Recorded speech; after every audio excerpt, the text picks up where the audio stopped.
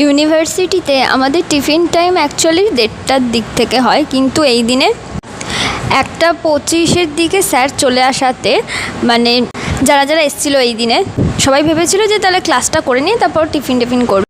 কিন্তু স্যার পড়ানোর সাথে সাথে একটু গল্পও করছিলেন, মানে কে কোথা থেকে আসছে, কার বাড়ি কোথায়, অনেকেই মেসে থাকে, অনেকে গ্রামে তাদের আসল বাড়ি কোথায়, বা শহরে যারা থাকে তারা কোথায় থাকে, এইসব গল্পও হচ্ছিলো, আবার পড়াশোনাও হচ্ছিলো।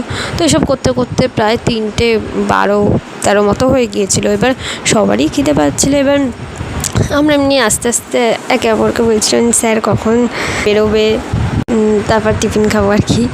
তো আমাদের একজন ক্লাসমেট শর্মিলি, ও স্যারের সামনে বলেই দিয়েছিল যে স্যার আমাদের না খুব খিদে পেয়েছে, কিচ্ছু খাইনি এসে থেকে।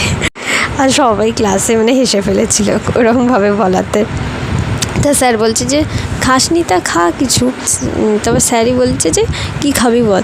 এবার আমরা তো অবাক সাথে খুশি যে স্যার বলছে কী খাবি। তারপর আমাদের বিল্ডিংয়েই ক্যান্টিন ছিল, সেই ক্যান্টিন থেকে স্যার চিকেন রোল অর্ডার দিয়েছিল সবার জন্য। আমাদের একজন বান্ধবী সে চিকেন খায় না, তো তার জন্য এগ রোল ছিল।